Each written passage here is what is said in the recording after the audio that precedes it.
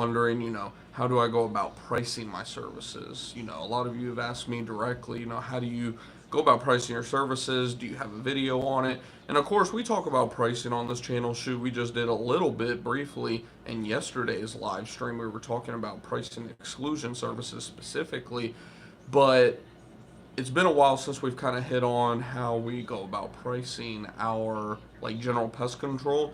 I figured what I would do is, and of course, by the way, when we do these live streams, if you have any questions along the way, don't hesitate to shout them out in the chat.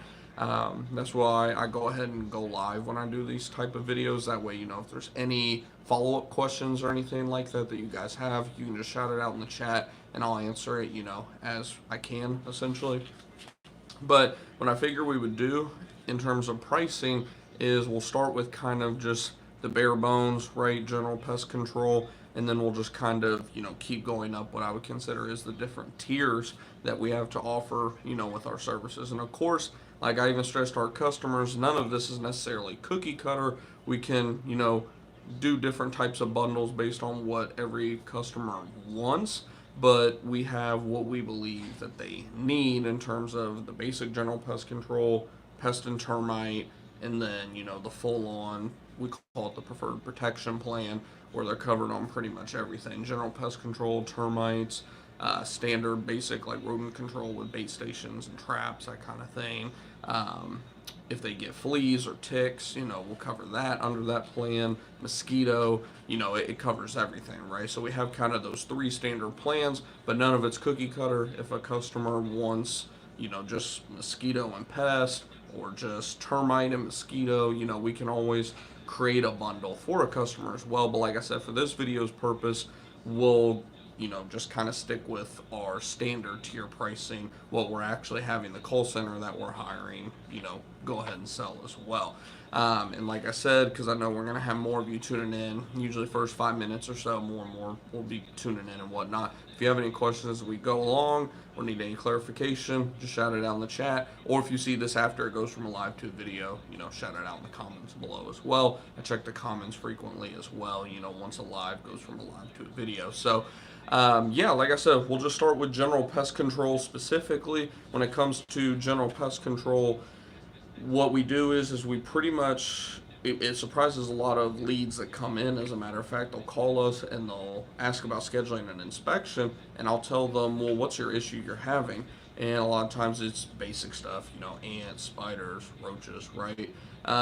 Note, German roaches are not a general pest. We do that entirely separate. I can, I can tell you guys how we price that here in a little bit, but they'll ask about an inspection, and I'll tell them, hey, we a lot of times don't need to come out and do an inspection. We can price it over the phone a lot of times, depending on what issues you're having. We can offer our packages. That way you at least have an idea of what you'd be looking at. That way we're not wasting your time. We're not wasting our time, because we don't do free inspections. If you end up deciding not to go with us, it's a $75 inspection charge. So, it saves everybody time and you money ultimately, with us being able to mostly price it over the phone, right? So from there, they're already kind of, you can tell it almost puts them at a state of like, oh, because most companies, they're just trying to sell that inspection, because the oldest trick in the book is if you sell the appointment in terms of the inspection, then you're going to sell them a service because you're already there, blah, blah, blah. It's such an outdated method of selling pest control at the end of the day, and it costs employers, especially the bigger companies, millions of wasted dollars per year. You're paying your salesmen, depending on your pay plan, of course, you're paying your salesmen, you're covering the wear and tear on the vehicle for having the salesman go out there to potentially, waste the company's time when the salesman could be doing other things. And not to mention, you probably have more salesmen than you even need hired, right? Because when you're having the salesman actually go out to each appointment as an inspector, quote unquote, and you have to have people there to do that, right? Where if you're able to sell it over the phone, you're cutting down a lot of waste in terms of spending. Don't get me wrong, there's a time and place for salesmen. I'm not saying, you never need a salesman, but most of you guys that are watching, of course, you're like me, you're starting out new. You're not going to start out with 5 salesmen, door knockers, this and that and the other, right? We're talking solo operator looking to just scale up essentially, and that's what we've been doing from day one. Is we price it over the phone, 90, at least probably 90% of the time. Occasionally, there's a rare scenario where, if they're wanting everything, right? They're wanting to go ahead and sign up for our preferred protection plan, which we'll talk about here in a second.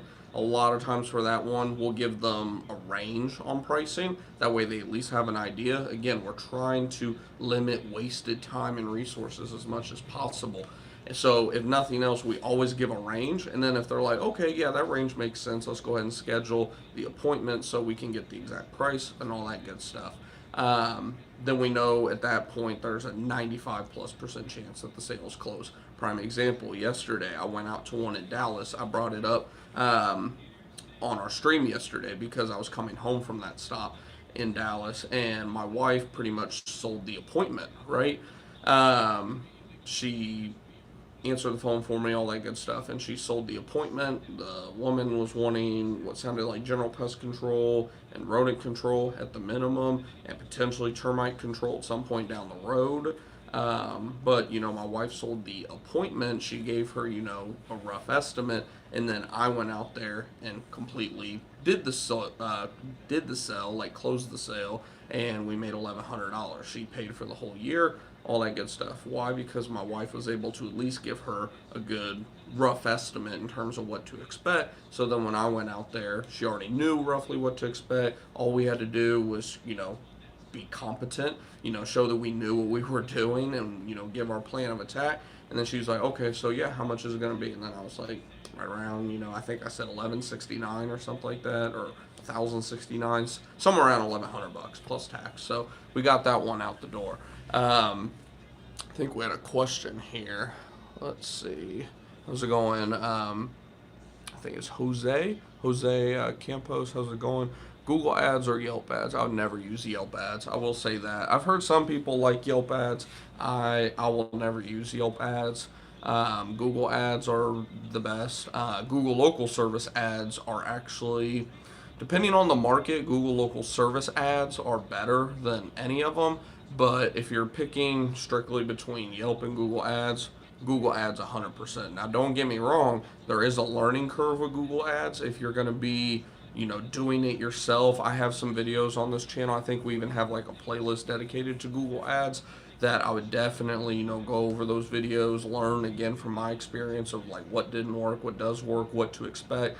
There is a learning curve with that. And even with Google, there's a learning curve. It usually takes about a week or two before you start noticing some actual results starting to come in from those ads.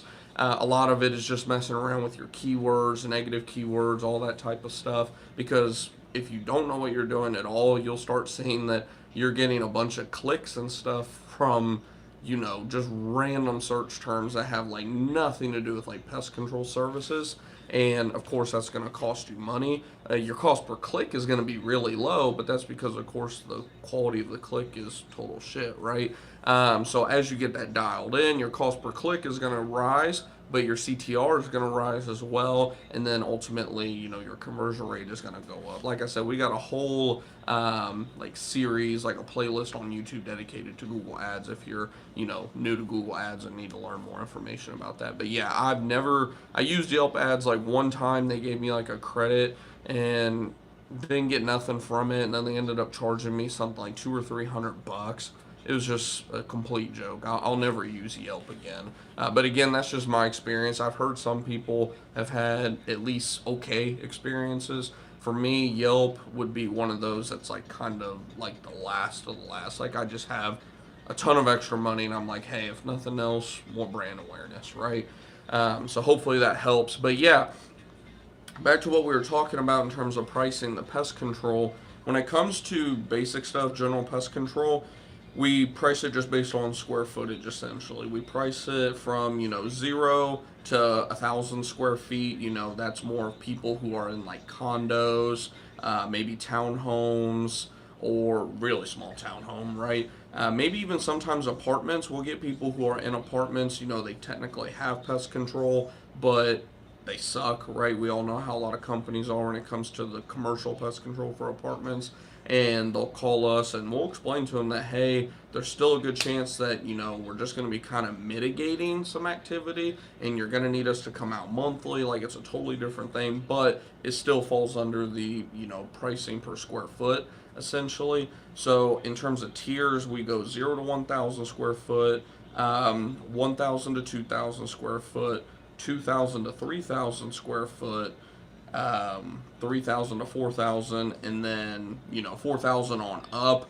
That's kind of like a case by case scenario.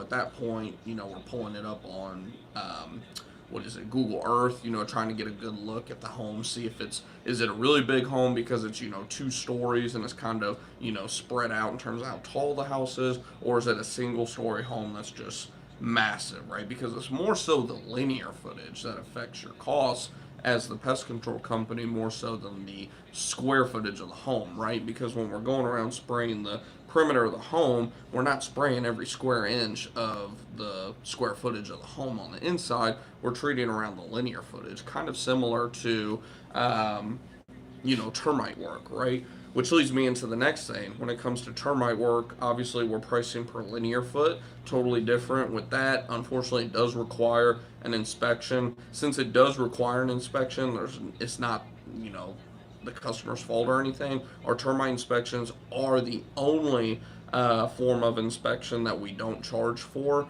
and we tell everybody up front that we charge for everything else, even exclusion quotes, assuming they don't go with our quote. But with termite quotes, since there's really no way to go around not pricing it over the phone, it's not the customer's fault. Like, we have to come out, right? Because we have to take our measuring wheel. And if you've never priced a termite job before, by the way, you'll need to get a measuring wheel. Little hack, because Home Depot and places like that charge ridiculous prices on those tools. Go to like a Harbor Freight or Northern Tool, whatever like the knockoff tool company is. They have them for like ridiculously cheap prices, like 10 to 20 bucks. Of course, you can tell they're built cheaply, but it still gets the job done versus paying like $70 to $100 for a freaking measuring wheel. It's like, that's ridiculous in my opinion, especially when you're first getting started. Of course, you want to mitigate your prices as much as you can in terms of your tools, equipment, etc. You have to kind of prioritize, do I want to spend money on something stupid like a measuring tool, or do I want to put that money towards a Flow Zone backpack instead of using the Ryobi backpack, right? But yeah, you take that measuring wheel, you measure around the foundation of the home, include the patio. For example, this is actually a great example here. My backyard is primarily, as you can see, like a patio. So there's no dirt literally from behind the phone all the way around here. I would say roughly 30 linear foot of it is, not dirt. Like, it's patio. It's concrete to concrete, essentially. So how we price that for our termite treatments is we'll go ahead and we'll measure around the entire, foundation, the linear footage, and then we'll usually price it somewhere around $6 to $8 per linear foot, give or take, depending on how busy we are. There's variables that go into that. The customer, right? Things that go into that. But $6 to $8 per linear foot is roughly what we charge.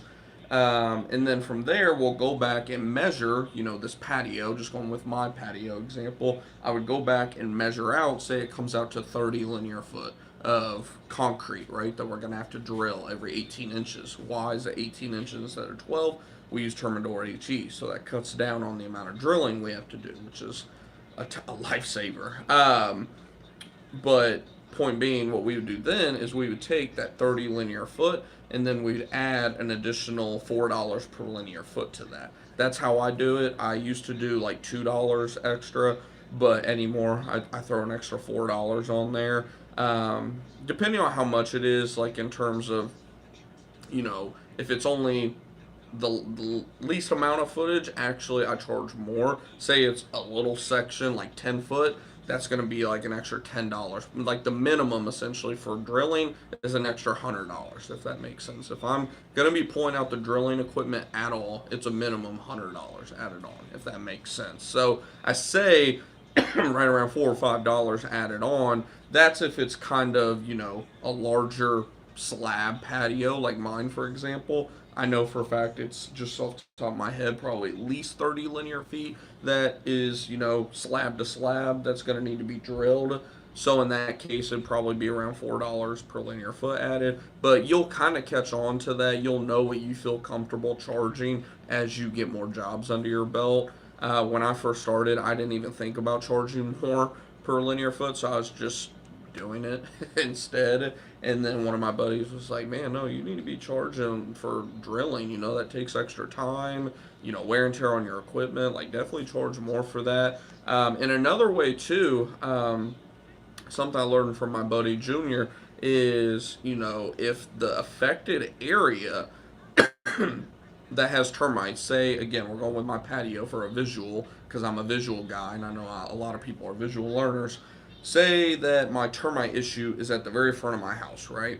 I have a 3,000 square foot house. Say it's all the way at the front of the house, completely opposite sides of where my patio is, and there's no signs of termite activity at all near the patio or anything. One thing you could do is you could explain to the customer, usually what we would have to do is drill holes every 18 inches around the patio.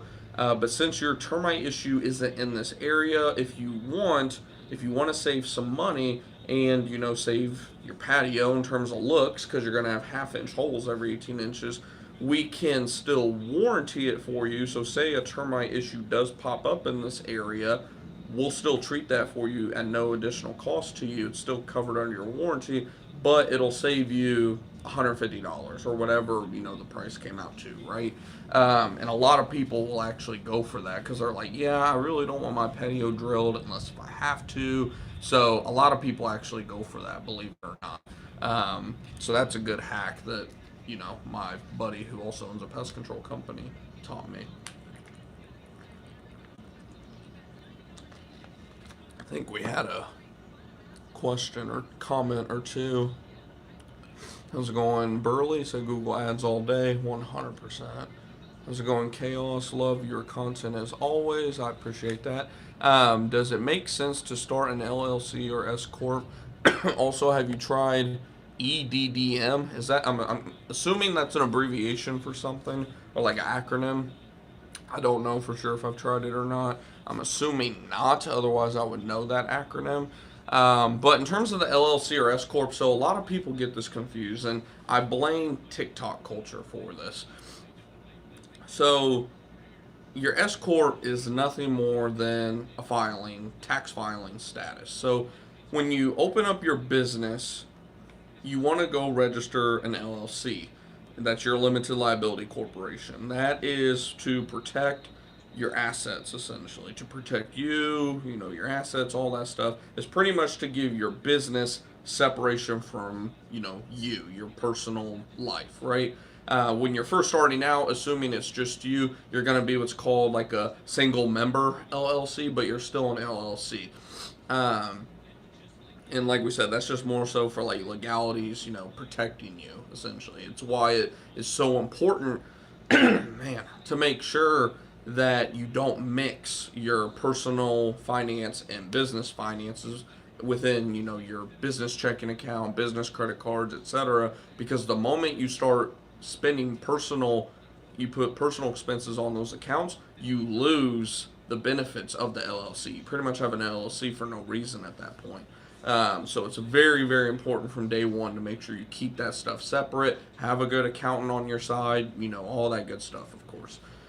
And then when it comes to the S Corp, like we said, that is a totally separate thing. It has to do with taxes, essentially. It has nothing to do. You can be a sole proprietor and still be.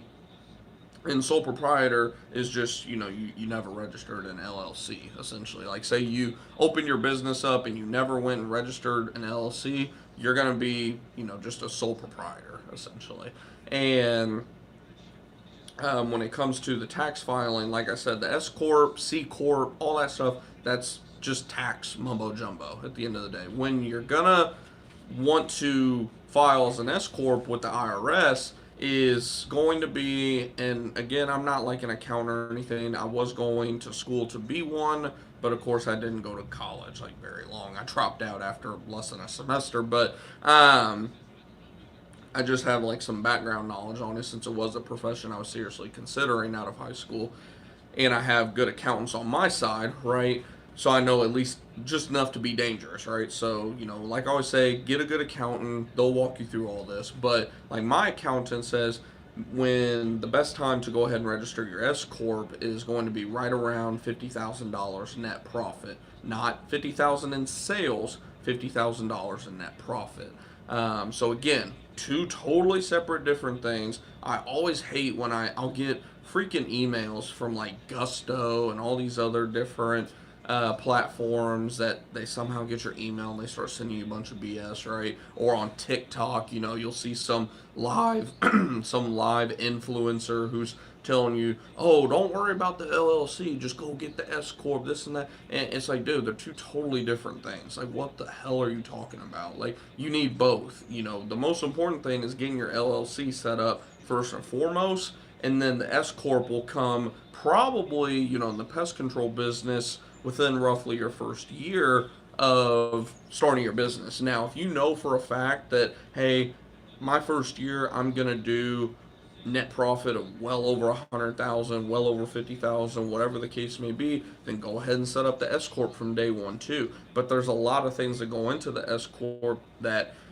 make it to where you really want to make sure that you are going to hit that threshold, because there's a lot of expenses that go into the S corp. Your accounting is going to be more expensive, from the tax filing side of things.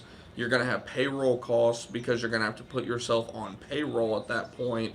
Like there's just added cost. There's payroll tax. There's all these things that go into it. So like I said, I'm not an accountant or anything.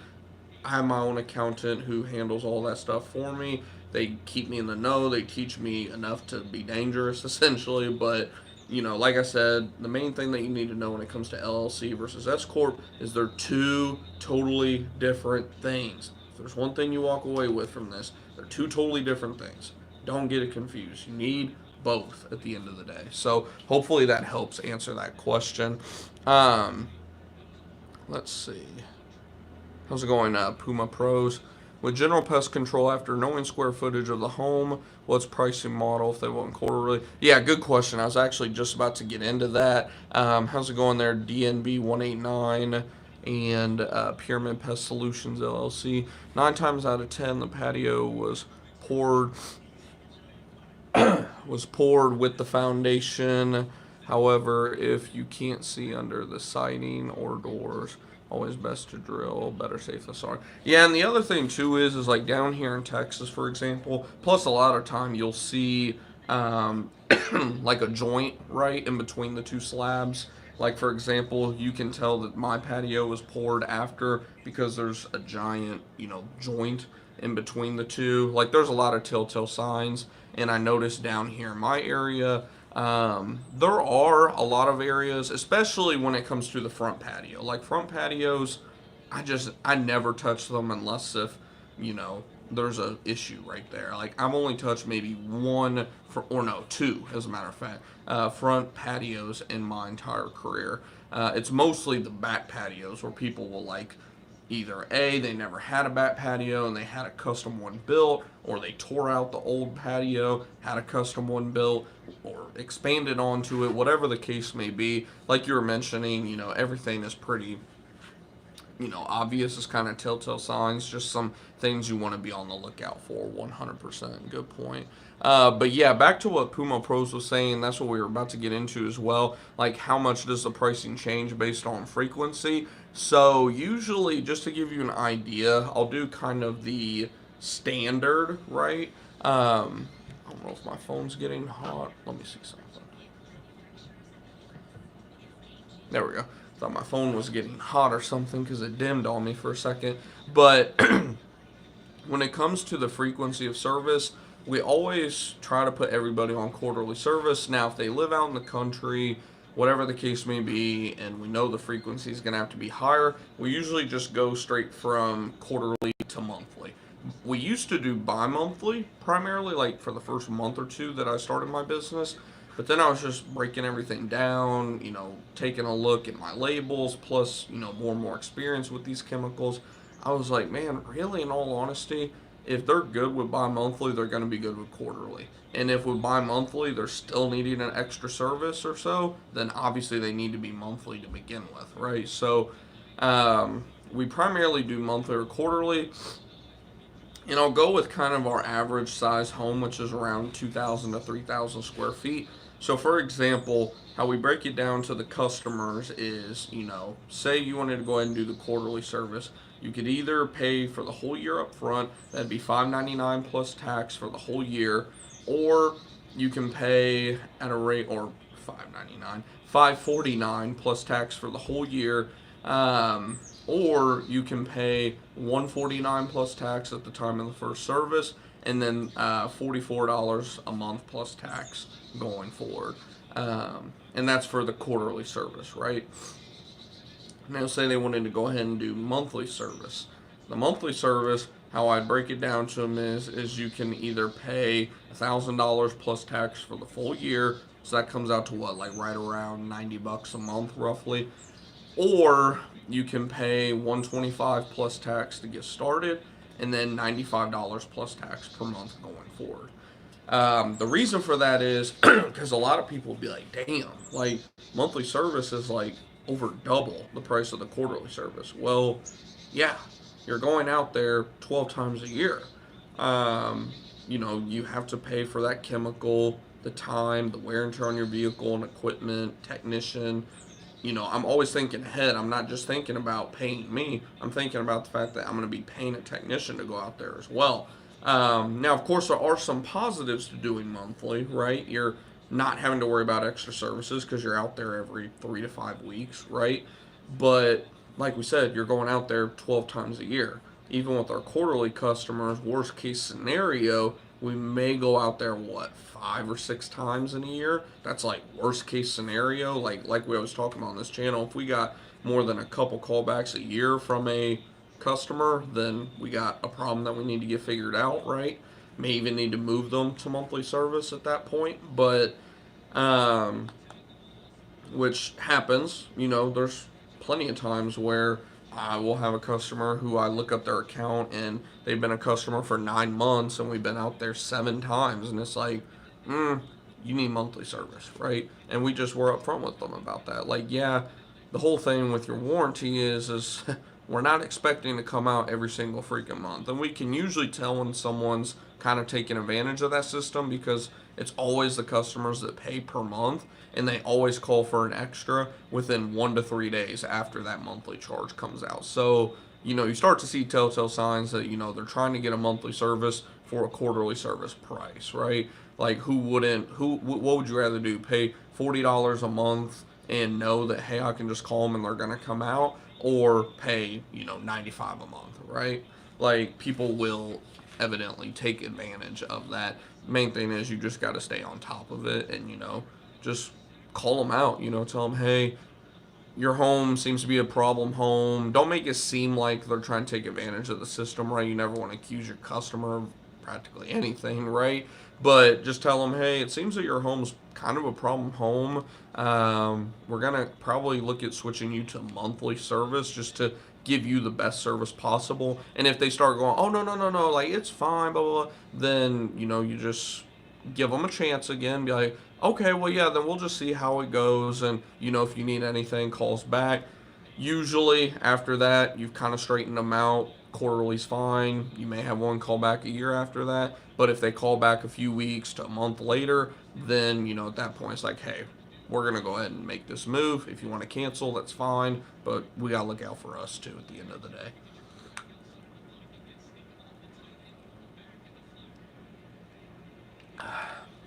So hopefully that helps answer that question in terms of, the monthly versus quarterly. And like we said, can you do bi-monthly too? 100%. Bi-monthly, it can get a little complicated, but usually in terms of bi-monthly, sticking with that standard 2 to 3,000 square foot home, usually how I would price that is I would tell them you can pay 725 plus tax for the year. It's right around $60 a month roughly. I think like 62 or something as a matter of fact. With like no initial fee being included in that because they're paying for the whole year. Um, or you can tell them, hey, you can pay as you go month over month. That's going to cost again 125, 149, whatever you set your pricing as, and then your ongoing rate of $65 per month. So you're obviously paying more if you go pay as you go, or you can pay for the whole year up front and be good, essentially. And another question, I'm already going to stay ahead of you guys when it comes to this question that I get is, well, what if, say they sign up for bi-monthly or quarterly, one of these longer term services and they pay for the year, but then you notice you need to switch them to monthly and they don't want to switch to monthly. Rarely ever happens. I'll tell you guys that. It rarely ever happens. But say for some reason that does happen, we just tell them up front, hey, you went ahead and paid for the whole year up front for quarterly service, which we appreciate, blah, blah, blah. But it definitely seems like to give you the best service. Again, same type of, it's not even a pitch. You're just explaining to them that this is going to be better for them. But it is a pitch at the end of the day, so it is what it is. You're pitching to them that, hey, to give you the best service, I think we need to go ahead and come out monthly instead. If you do want to switch to that plan, it'll cost you an additional, and then you need to do the math in your head, obviously, an additional, just a random number off the top of my head, $300 for the year, right? And then obviously they would have already been a customer for probably 6 months, so say an additional $150 for the year, right?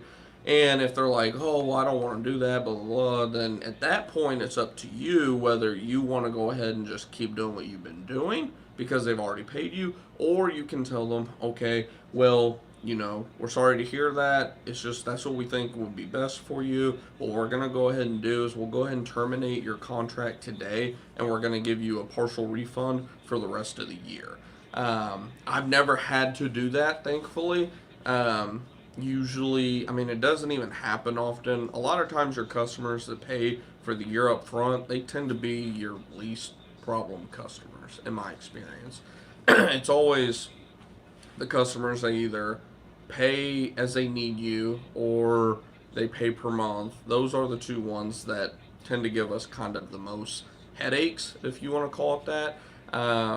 Because they see in the case of the auto charge, they see that auto charge come out every month. It gets them thinking about, hey, have I seen any bugs lately? Do I need to call them out? Yada yada yada, right? And then in the case of a pay as you go, we don't even offer pay as you go anymore. We do it as call as needed in that case. But if you're offering pay as you go in terms of like pay per quarter, pay bi-monthly, whatever the case may be, then your other option, or not your other option, your other issue, of course, is going to be that they're trying to reschedule on you. They want to schedule on their terms. There's just headache. There's headaches with both of those. Like I said, the best case scenario is that they pay for the year up front because they pay once. They're not even thinking about it anymore until that next year. And there's nothing constantly reminding them that, hey, this company's charging you for this service. It's a psychological thing, right? Just like, an example I'll use is like with insurance, right? Say you're paying every single month for your auto insurance, and you see that bill come out, and you get a nick in your windshield right around the time that a payment comes out. Well, if you have protection on that windshield, then when you see that payment come out, what are you more likely to do? Call up and make that claim, right? Same thing with our industry as well. So that's why I give such a lot of people are like, man, you really discount your yearly price, and I'm like, I mean, do I though? Like, think about it. Like, the prime example, 2,000-3,000 square foot home, right? We're gonna charge, say, $500 for the year, and when you break that down, that's what, $125 per service, right? And of course that includes the callbacks and all that stuff. Or you go ahead and you make the extra $125 per year because you charge $125 at the time of the first service, and then you're charging that ongoing rate of like 45 bucks a month. So you come out to roughly $125 more through that first year. And it's like, okay, that sounds great and all, but like we were just talking about, they see that monthly charge come out every month. And I know for a fact, just based on my experience, that the customers who get charged month over month versus year over year, the ones over here are going to be way more likely to call you back, like 3 to 4x. Like, it's not even close, as a matter of fact. So who's actually making more money when you factor in that your average cost per appointment in terms of your cost in house is 50 bucks, 60 bucks, whatever you want to, factor in. We do 50 bucks as our general rule of thumb. So who's actually making more money if, say, the guy who charges per year might have to do one extra versus the guy on the left has to go out 3 times, like 3 additional times, or even 3 to 4 additional times? Well, if you do the math, you're actually now in the negative when you charge month over month. And not in the negative, but you're in the negative when you compare in terms of, people are saying that, oh, the yearly price is almost too cheap. No, it's actually not, because when you factor in those extras that you're getting on the customers who pay per month, you're actually making more now at that rate of $50 per callback, right? Not rate for the customer, but rate for you in-house, how much you're losing by going out to do those extras. Like we said, do the math. 3 times 50, what is that, 150? We said you're coming out on top originally around $100, $125. Now you're minus 50, right? Minus 25. Minus 25 to minus 50. I think it's like $105 to be exact that you would come out on top of before extra services. And hell, who knows? Say you, like we said, say you have one of those problem customers and you go out 4 or 5 extra times a year. Oof! Now you're really in the hole when you compare the two. You're not in the hole because you're still making money on that customer, but again, you're not making nearly the amount of money as that customer who's paying year over year, and they're not constantly being reminded of, that service. So, I'm trying to think. So we went over termite, we went over general pest control. In yesterday's stream, we went over exclusion service in very heavy detail. So if you want specifically like exclusion, how we price exclusion, I would definitely watch yesterday's stream. I think we were about 5 to 10 minutes in roughly when we started hitting on exclusion, and we talked about that for probably at least 10 minutes at the minimum in detail. So yeah, definitely check that one out. I'm trying to think if there's anything else.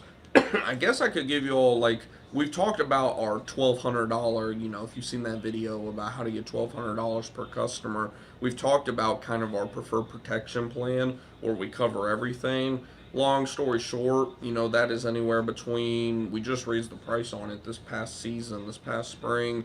It's anywhere between $120 to like $250 per month. Obviously, there's so many variables that go into that bundle. That's why it's such a wide range. If I were to put an average on it, the average is around $150. So, if you do 150 times 12 months, that comes out to about $1,800 a year. I should probably retitle that video, to be honest, how to get $1,800 per year out of customer instead of $1,200. But that service, again, the main thing that I stress to everybody is don't overcomplicate it. This stuff is not complicated, guys. Like, main thing you need to do is factor in, okay, how much is it going to cost to complete the services? Like, how much is my chemical? How much is my, in the case of the preferred protection plan that we have, how much is our rodent bait stations? How many Trelona stations am I going to put out? And not just how many Trelona stations and bait stations am I going to put out, how much is my bait going to cost to replenish the bait? Pricing in with that service, we price in 1 callback a year because we're out there like 9 or 10 months out of the year. So we only price in like, I think 0.5 of a callback is what I price into there, but pricing in callbacks, like, you just price everything in, and then from there you determine, okay, how much do I want to make in terms of percentages, dollars, whatever math you like to do the best or do the most, and then there you go, you just came up with your price. Like, it's really not that complicated. A lot of it is, again, just sitting down there writing it out on paper, and then just coming up with your number. And then, of course, you're going to be making some tweaks to it based on, of course, customer feedback. What's your closing rate? And by the way, just because your closing rate is really low doesn't mean you need to lower your price. Maybe you need to up your sales skills or your closing skills, right? There's a lot that goes into it. Like, that's where a lot of companies, especially newer companies where, you're a solo operator, a lot of you guys end up killing the industry in terms of pricing because you think, well, no one's buying from me, I need to lower my price. No, you need to increase your ability to close people that you're the best that they need to go with. Because when they called you for a reason.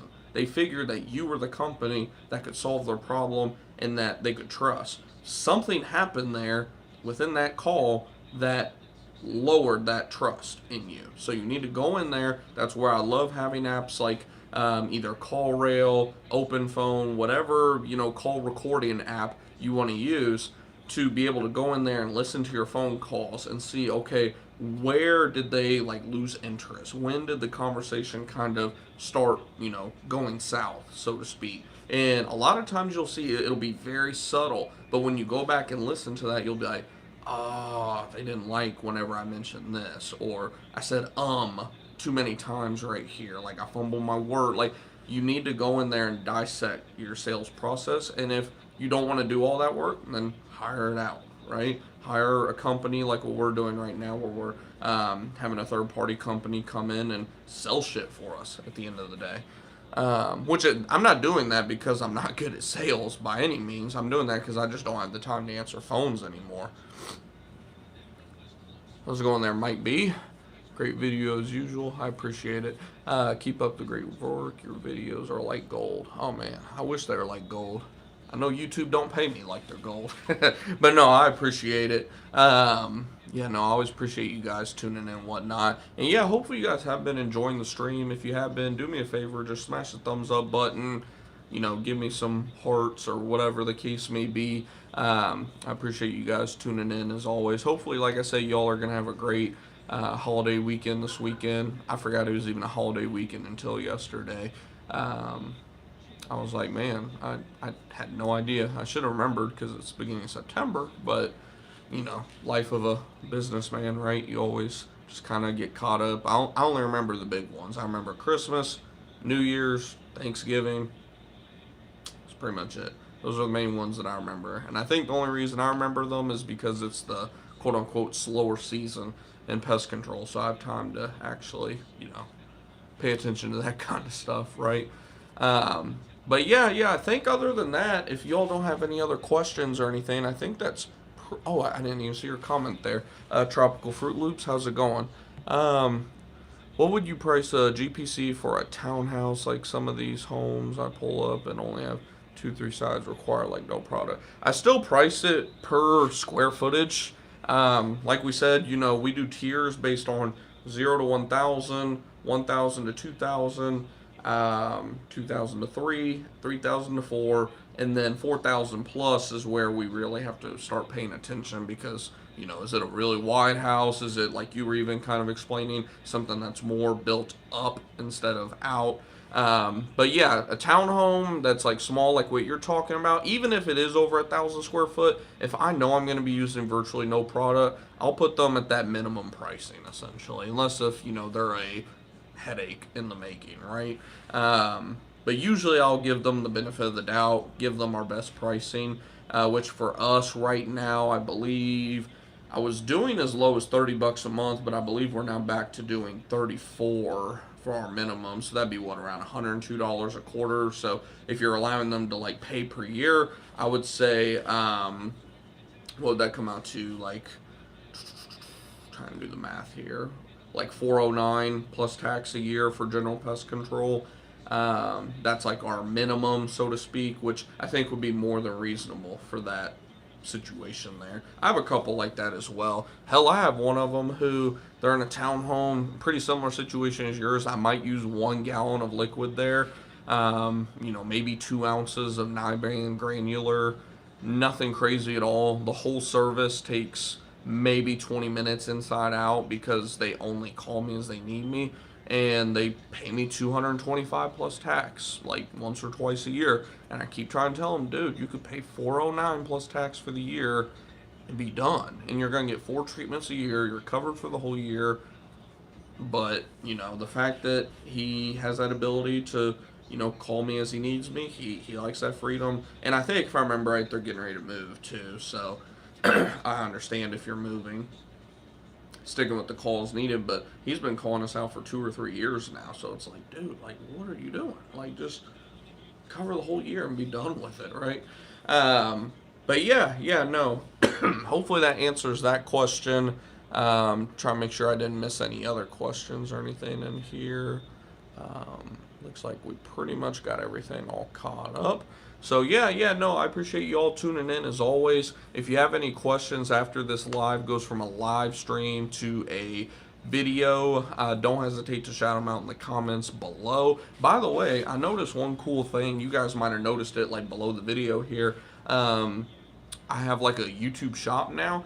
Apparently it's something that you get once you're able to be monetized or whatever. And shout out to you guys, by the way. You all helped me get to 2,000 subscribers this past week, which was awesome to see. See this community continue to grow.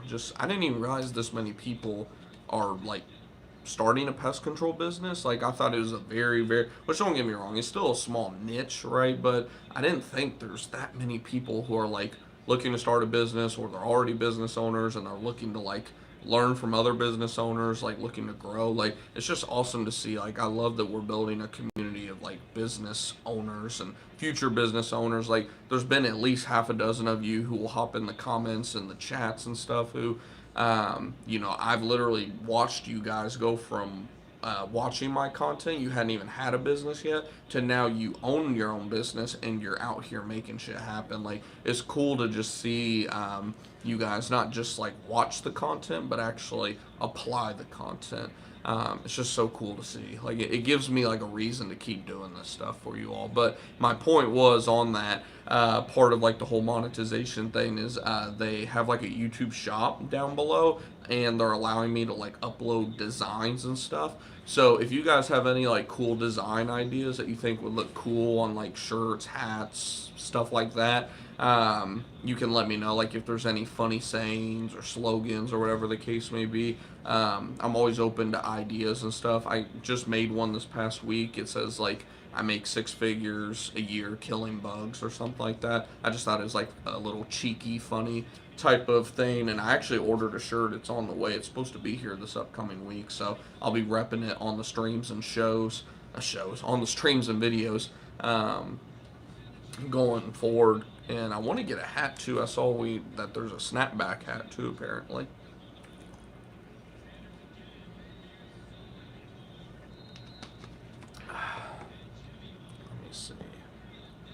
How's it going, Lucas? Lucas Lopez. Love your videos. I appreciate that. About to start mine in a year. Have to meet the 2-year requirement. Yep. I know how that goes. Yeah, I was at Termite for about 3 years or so total before I started my company. Here in Texas, you have to become a technician, and then you have to be a technician for a full year. So in Texas, they have, the apprenticeship, the technician, and then the certified applicator. So you can be an apprentice for a whole year. Then you can be. It doesn't mean you have to be, but you can be an apprentice for a whole year, then become a technician. When you become a technician, you have to be a technician for a full year. Then you can finally become a certified applicator. So I was a apprentice for, about 8 months roughly. Then I got my technician license. Well, right around the time I got my technician license, my wife got pregnant with our first one. So me, in terms of risk, I became like not necessarily risk off, but I was more risk adverse. Like, I was like, shit, now I need insurance, I need this, I need that. Like, you just become a lot more risk adverse when it comes to, your first child on the way, right? And then, I stuck around Termite for like another year or so. And then they ended up letting me go during COVID back in 2020. And it was funny, they let me go like 4 days coincidentally before I was scheduled to take my CA exam. certified applicator exams. And boy, was I motivated to study. I never studied for something more than I did, that exam. But went in there, took the exam, and then finally, started the company up in 2020.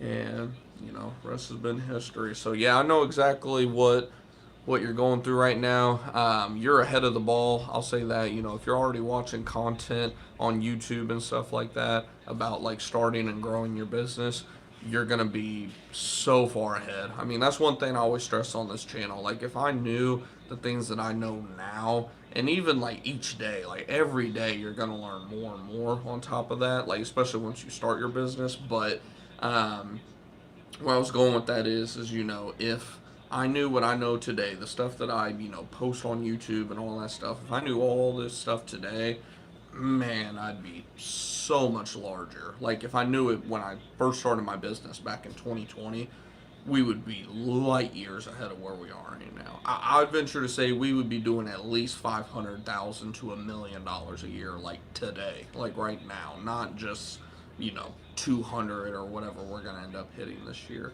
Of course, like, I'm thankful for my journey. Like, it's not that like I wish I could.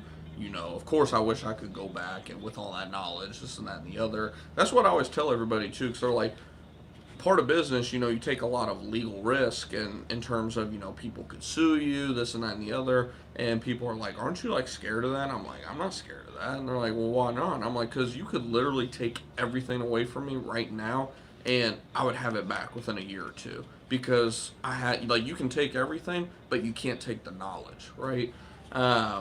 And I hear a lot of people talk about that too, like not just in our space, but like in the entrepreneurial space. They're like, I could lose it all and get it all back just because of the amount of knowledge that I've gained from the years of being in the game. And that's really the point that I'm at now. Like, I'm to the point where like I'm not really fearful of like anything, in terms of being sued, or what if I make the wrong move and I end up bankrupting the company. Like, you don't want to be stupid. Like, don't be naive, don't be like gambling and shit like on your company, right? But like, I don't really go into anything super fearful anymore within the business, because like I've gained so much knowledge that like I know this shit could be taken from me tomorrow, and within a year or two I'd be right back to where I am, if not quicker. A year or two is probably being pretty generous. I'd say within 6 months, to be honest, I'd be back to where I'm at right now today. I watch you and Aviator a lot. I think I know who you're talking about. Thank you for putting all the info out. Makes it easier for the rest of us. Aviator, yeah, I think he's in Texas too, if I remember right. Because his channel name is literally just like the name of his company, if I recall, like Aviator Pest Control or something like that. He has a lot of good videos as well, especially when it comes to like, he's done a video that I've been planning on doing for the longest, but he beat me to it, about like documents that you need when starting your business. That was actually one of the first videos I seen of his, back when I started uploading my content for pest control specifically. Of course, I've been posting videos on YouTube for like 7 or 8 years now, but pest control wise, we just started posting like pest control business content this past year. Because like I said, I didn't realize there was this many people that were interested in this shit. I just, I had a YouTube channel with like 1,000 followers at the time, and I was like, man, I owe it to the people just to give them an update more than anything. And that's where a lot of you guys came from, was that video has like 7,000 views roughly, about like how I grew my pest control business to a 6-figure business or whatever. It was more so just to give my current subscribers an update as to like, where am I, what's going on, that kind of thing. And yeah, that video just kind of like took off, and I was like, oh, okay, apparently there's an audience for this. And so I was like, I'll just document my journey for you guys, if nothing else, since I wish that, because looking back on it, it makes sense, because I'm always looking shit up on YouTube in regards to our business, and there's not that much out there. Like, it's very hard to find anything about like growing a pest control business. So anything that I apply from other industries that work for our industry, I'm like, man, I gotta post this on YouTube. I gotta help everybody, because like it takes so many like man hours to figure it out on your own, that like if I can create a channel no pun intended, YouTube channel, a channel, an outlet for you guys to come and just learn information that I wish I knew back when I first started. You'll be, like I said, light years ahead of where I was when I started back in 2020. But yeah, no, hopefully, like I said, you guys did enjoy today's stream. I'm probably going to go ahead and wrap it up here. Wow, we've already been on for about an hour. I didn't even realize that. Hopefully you guys have enjoyed it, though. If there's any questions that you guys have, like after this goes from a live to a video, don't hesitate to shout it out in the comments below. And if you enjoyed the stream today, do me a favor, smash that thumbs up button. It lets me know that you guys like when we do these live streams and all that stuff. I've been not having a lot of time recently to like do actual videos, so I've been doing more live streams for you guys recently. I'm hoping in the coming weeks I'll be able to sit down and start recording more videos for you guys. Of course, I've been posting some shorts here and there, but those are mostly on just a scheduled basis essentially. But I'm planning on posting more actual like videos for you guys. It's just, man, there's a lot that goes into it, from the editing and this and that. I mean, I could easily record a video and just throw it up there, but it would look like shit. Like, there's so many and, you know, taking drinks, and, you know, there's a lot that has to be edited in those videos. But planning on doing more for you guys here in the future. And if there's any topics or questions that you guys have, like I said, let me know in the chat. If you're not already in our free Discord group or Facebook groups, the Facebook group is almost 100 people in it now, I noticed too. But my LinkTree down below has all the links that you need to join our groups. They're totally free to join. And there's other links in there, like if you're needing a CRM software, we partnered with Gorilla Desk. I mean, I say partner, we're not really partnered. They just gave me like an affiliate link where you guys would get 14 days of Gorilla Desk Pro.